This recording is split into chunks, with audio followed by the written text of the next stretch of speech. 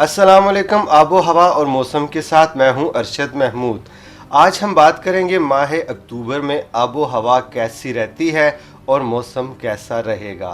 अस्सलाम वालेकुम। वालेकुम अस्सलाम। डॉक्टर साहब बताइएगा, अक्टूबर के महीने में अमूमन आबो हवा कैसी रहती है? देखिए अरशद, जो अक्टूबर का महीना है ये नॉर्मली इसकी जो क्लाइमेट है वो ड्राई है। जी मॉनसून सीज़न मुल्क के मेजॉरिटी हिस्सों में बल्कि ऑलमोस्ट ख़त्म हो चुका है मॉनसून का जो सिलसिले थे। जी और इसमें जब मॉनसून के सिलसिले ख़त्म, क्योंकि जो रेनी सीज़न होता है पाकिस्तान में जिसमें मेजॉरिटी रेनफॉल भी होती है, उसके सीज़न के ख़त्म होने के बाद अब आपको आने वाले टाइम में सर्दियों के वेस्टर्न सिस्टम नज़र आएंगे। लेकिन अक्टूबर क्योंकि एक ट्रांजिशन मंथ है जी जी जिसमें गर्मियों से आप सर्दियों की तरफ रवाना होता है, यानी मौसम का जो चेंज आता है। जी और टेम्परेचर में भी ये है कि ग्रेजुअली डिक्रीज आना शुरू हो जाएगा, सही। सोलर आपका एंगल चेंज होता है। जी तो बारिशें तो अमूमन इसमें ना होने के बराबर हैं। सही। कुछ आपको आइसोलेशन में इवेंट हो सकते हैं इक्का दुक्का, और वो अमाउंट भी कोई इतनी ज़्यादा नहीं होती। तो ये जो आप बात कर रहे हैं आइसोलेशन हो सकते हैं कुछ इवेंट्स, किस एरिया में? जी, इसमें पहाड़ी जो हमारे नॉर्दर्न एरियाज़ के इलाके हैं,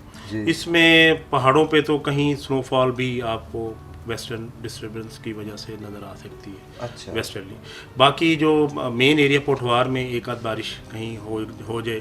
सिंध में इसी तरह क्योंकि हीटिंग है, मॉइस्चर अवेलेबल है इस वक्त जो करंट मानसून की सिचुएशन की वजह से, तो हिस्टोरिकली भी ऐसा होता है कि मानसून जब लेट रिट्रीट होती है तो उसकी वजह से अर्बन एरियाज वगैरह जैसे लाहौर है, कराची है, पेशावर है, मुल्तान है, वहाँ पर आइसोलेशन 3 से 4 मिलीमीटर 8 मिलीमीटर तक की अच्छा। बारिश ओवरऑल हो जाती है। सही जी, सही। लेकिन टेम्परेचर में ये है कि ग्रेजुअली डिक्रीज आएगा और इसका ज़्यादा इम्पैक्ट जो है वो नॉर्दर्न एरियाज़ में, अपर खैबर पख्तूनख्वा, कश्मीर, इन एरियाज़ में तो ग्रेजुअली 8-10 डिग्री ड्रॉप आ जाएगा। अच्छा। 15 अक्टूबर के बाद वो आपको मेजर चेंज नज़र सही। आएगा। और नीचे जो है हमारा जी, सिंध नीचे एरिया जो है ग्रेजुअली 3 से 5 डिग्री, बाज़ इलाकों में 7 डिग्री रहेगा। लेकिन जो कोस्टल एरियाज़ हैं वहाँ पर, जिस कराची है आपके और ग्वादर वगैरह के जो रीजन जी। है, वहाँ पर टेम्परेचर जो है वो 30 से 35 डिग्री रहता है। सही। वहाँ पर डिक्लाइन नहीं करता। अक्टूबर ज़रा वहाँ रिलेटिवली वार्मर होता है। तो जिस तरह ये कोयटा का एरिया हो गया और खुशदार, ये जो इलाके हैं यहाँ क्या सूरत जी, हाल कोयटा, रहती है? चमन, कलात, यहाँ तो जी। टेम्परेचर में डिक्लाइन आएगा और टेम्परेचर है। जो है मीन टेम्परेचर 25 डिग्री से नीचे आ जाता है। सही।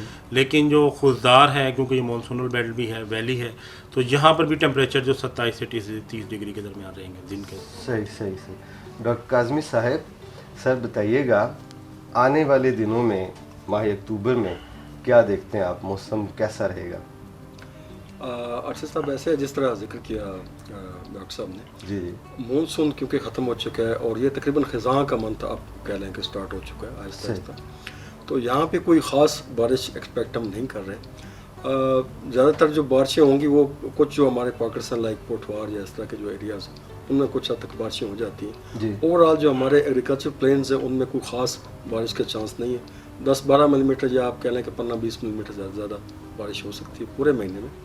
हाँ, जो अपर पार्ट्स हैं, जीबी हो गया या कश्मीर हो गया, उसमें कुछ हद तक बारिशों के चांसेस हैं, यानी वो आप ये कह लें कि 30 से 40 मिलीमीटर तक बारिश हो सकती है। अच्छा। किसी ख़ास कुछ जो हमारे पॉकेट्स हैं, कुछ मकामात हैं, उन पे हो सकता है कि कोई हल्की फुल्की बर्फबारी हो जाए, सही। अदरवाइज़ कोई ख़ास चांस नहीं होगा। यानी कि ज़्यादातर मौसम खुश्क ही रहेगा। मौसम खुश रहेगा और टेम्परेचर जो है वो वही नॉर्मल के करीब जो हम एक्सपेक्ट करते हैं 30 से 35, कुछ जगहों में थोड़े से कम हो जाते हैं, वही एक्सपेक्ट सही। कर रहे हैं। कोई ख़ास उस तरह के चेंजेस महसूस नहीं कर रहे हैं। सही।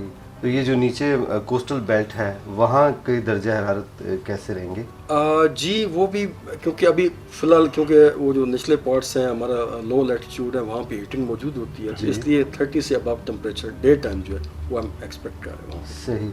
अच्छा डॉक्टर साहब, सैलाब की सूरत हाल हम सब ने देखी और अभी तक हम लोग उसी में ही मुब्तला हैं, देख रहे हैं, लेकिन ये जो पानी खड़ा हो गया है इसकी वजह से बीमारियां किस किस्म की आ सकती हैं? आया कि मच्छर भी पैदा हो सकते हैं इसकी वजह से? देखें अरशद, जो इस वक्त सबसे बड़ा चैलेंज है और पिछले 1 माह से जो हम देख रहे हैं, फ्लड का पानी तो ऑब्वियसली ग्रेजुअली जाएगा और लो लैटिट्यूड जो रीजन है, डॉक्टर साहब ने बताया कि वहाँ पर मानसून की बड़ी अच्छी बारिशें भी हुई और पानी का निकासी, जब आप प्लेन एरियाज़ में निकासी एक बहुत बड़ा चैलेंज होता है। जी ठीक है, तो वहाँ पर तो पानी आप अभी भी सिंध का जो मेजॉरिटी एरियाज़ हैं जिसमें दादू वगैरह, पड़ी दन्नो, शहर फिरोज, वहाँ पर पानी अभी भी खड़ा हुआ है और अक्सर तहसीलें अभी भी डूबी हुई हैं। और इसी तरह बलूचिस्तान की भी कुछ पॉकेट्स हैं जहाँ पर पानी अभी भी स्टैग्नेंट है। तो डेंगू जो इस अब ट्रॉपिकल रीजन की एक बहुत बड़ी आपको पता है बीमारी है, डेंगू वायरस जो है, तो उसकी तो प्रॉबिलिटी बहुत ज़्यादा है। और अक्टूबर ये सबसे फेवरेबल मंथ है उसके लिए, और आइडियल कंडीशन उसे मिल गई हैं, फ्रेश वाटर अवेलेबल है, ठीक है। इसके अलावा जो अर्बन एरियाज़ हैं, इस पे हमने ऑलरेडी एक अलर्ट भी जारी किया है कि जो अर्बन एरियाज़ हैं जिसमें मेजर जो कराची, लाहौर, फैसलाबाद, मुल्तान, पेशावर, इवन कोयटा में भी इस दफ़ा हम डेंगू के केसेस देख सकते हैं, ऑलरेडी रिपोर्ट भी हो रहे हैं। और अक्टूबर अल्लाह ना करे ऐसा हो, लेकिन हमें नज़र आ रहा है कि कहीं इसमें ट्रिगर ना कर जाए डेंगू। ऑल दो इंटरवेंशन हो रही है, इस्लामाबाद आपका रावलपिंडी में भी बड़ी अच्छी एफर्ट्स की जा रही हैं कि स्प्रे किए जा रहे हैं ताकि इसके लार्वा को किल किया जा सके, लेकिन स्टिल आप देखें रोज़ाना 200-300 का फिगर आपको मुख्तलिफ सिटी से रिपोर्ट हो रहा है, यानी दिन में 800-900 केसेस जो हैं पाकिस्तान में रिपोर्ट हो रहे हैं। तो इसमें जो 5 अक्टूबर से लेकर और 5 नवंबर तक का जो पीरियड है ये डेंगू के लिए बड़ा आइडियल है। इसमें इसकी प्रोपोगेशन, इसमें आउटब्रेक इसका होता है। सेकंड बीमारी मलेरिया, वो भी फिर ऑब्वियसली उसमें मच्छर जो है वो मेजर रोल अदा करता है, मॉस्किटोज वगैरह जो हैं वो भी वाटर की वजह से, और वो पानी जो है वो जोड़ों तालाबों का पानी है, वो फ्रेश वाटर में नहीं होता। तीसरा हैज़ा और डायरिया वगैरह की बीमारी, वो तो इन इलाकों के लिए एडवाइस भी यही है कि मच्छरदानी वगैरह जो रिलीफ एजेंसीज काम कर रही हैं फ्लड रिलीफ की, मच्छरदानी है, मॉस्किटो के स्प्रे वगैरह यूज़ किए जाएँ। इसके अलावा मुख्तलिफ जो हैं एप्लेंट्स वगैरह जो हैं वो यूटिलाइज़ किए जा सकते हैं मॉस्किटो किल करने। पानी बॉयल करके यूज़ करें, अगर बॉयलिंग के लिए नहीं है तो जो है कुछ आपको पता है कि मेडिसन या ड्रॉपर अवेलेबल होते हैं क्लीन वाटर करने के लिए, उसको यूटिलाइज़ किए, बर्तनों को ढाँप के रखें, क्योंकि मल्टीपल फ्लड जाने के बाद सबसे बड़ा प्रॉब्लम जो चैलेंज है वो जो मल्टीपल एपिडेमिक्स जो हैं राइज हो सकती हैं, डेंगू, मलेरिया, कॉलरा आपका है, इसके अलावा टाइफाइड बुखार वगैरह। तो ये चीज़ें जो वाटर बाउंड डिजीज़ हैं या एयरबोर्न, इनको जो है प्रिकॉशनरी मेजर्स यानी बहुत एहतियात करने की ज़रूरत है। अच्छा डॉक्टर साहब, अब बात करते हैं ज़राअत की उस तनाजुर में, तो आप क्या समझते हैं ये आगे जो हमारी जो फसलें हैं इस मौसम के उस पर असरात कैसे मरतब हो सकते हैं, और जो काश्तकार हजरात हैं उनके लिए अब क्या मशवरा देंगे? अच्छा साहब, ऐसा है कि फ़िलहाल क्योंकि वो जो हमारा एक सीज़न होता है मेन खरीफ जी, वो तकरीबन ख़त्म हो चुका है, कुछ जगहों पे कुछ जगहों पे ख़त्म होने जा रहा है। तो हमारी जो मेजर क्रॉप्स हैं उसमें जो चावल है उसके लिए तो अभी टाइम है हमारा जी। ख़ासतौर पे हमारा बासमती या इस तरह के जो चावल है वो कहीं नवंबर में या अर्ली दिसंबर में जाके उसकी हार्वेस्टिंग की जाती है।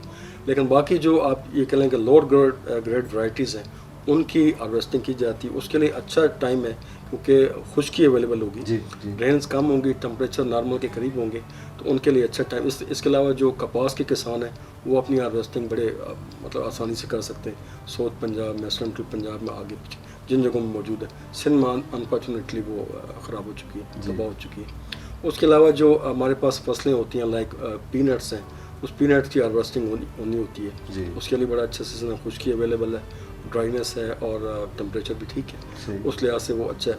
बाकी कुछ ऐसी पॉकेट्स हैं जहाँ पे अर्ली सोइंग की जाती है वीट की, उसके लिए अच्छा है क्योंकि मॉइस्चर अवेलेबल है, हमारे जो साल मॉइस्चर है वो अवेलेबल है, और अगर थोड़ी बहुत इरिगेशन की ज़रूरत पड़े तो वो भी उनके पास पानी अवेलेबल है किसानों के पास, क्योंकि मानसून बड़ा अच्छा गुजरा है। इसलिए अगर किसी ने अर्ली सोइंग करनी हो, नॉर्मली कुछ ऐसी पॉकेट्स हैं जहाँ पे मिड अक्टूबर के बाद लोग सोइंग करते हैं, तो उस सोइंग के लिए अच्छा पीरियड है, क्योंकि ओवरऑल आप ये कह लें कि बहुत ज़्यादा बारिशें नहीं हैं जो उसको आप ये कह लें कि उसको डिस्टर्ब करेंगी जी।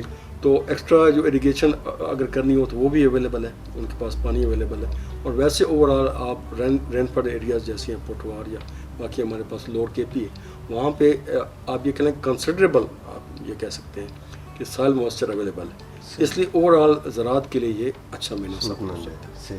आपको हमारा आज का प्रोग्राम कैसा लगा कमेंट सेक्शन में अपनी राय का इजहार ज़रूर कीजिएगा। इंशाल्लाह आपसे अगले महीने हम दोबारा मुलाकात करेंगे, तब तक के लिए अल्लाह हाफिज़।